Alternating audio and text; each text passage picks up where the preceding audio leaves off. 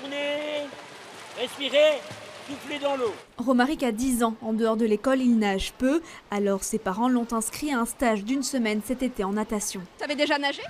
Oui, mais pas très bien. T'as appris comment? À l'école, j'ai fait pas très souvent. Ses camarades, eux, ont entre 9 et 11 ans.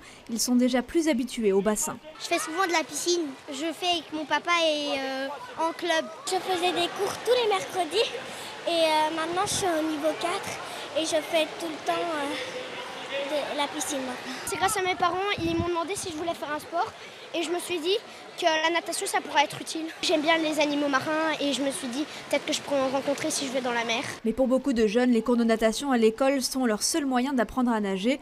La pratique coûte cher aux parents, ce qui crée beaucoup de différences de niveau entre les enfants. On voit ceux qui ont déjà nagé un petit peu, ceux qui vont à la natation à l'école et ceux qui font rien du tout.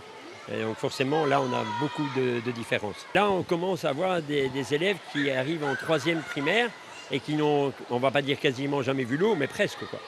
Donc, alors qu'avant, voilà, on pouvait commencer un cours de natation, ils étaient habitués à l'eau. Avec le temps et les coûts des trajets, les changements dans les vestiaires, certaines écoles n'ont pas d'autre choix que de mettre 2 heures de gym consacrées à la natation pour laisser les élèves au moins 40 minutes dans l'eau.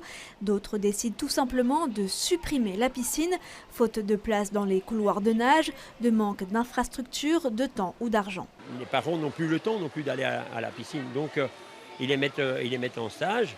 Ceux qui ne savent pas, ben, ils sont au bon vouloir de l'école. Et s'il y a des écoles qui ne donnent pas de cours de natation, ben voilà, on a le souci des enfants qui ont peur de l'eau.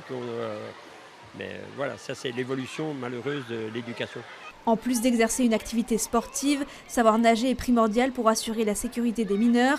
Une dizaine de jeunes de moins de 24 ans perdent chaque année la vie par noyade selon l'Office belge de statistique, Statbel. En Europe, ce chiffre monte à 20 000 personnes par an, tout âge confondu.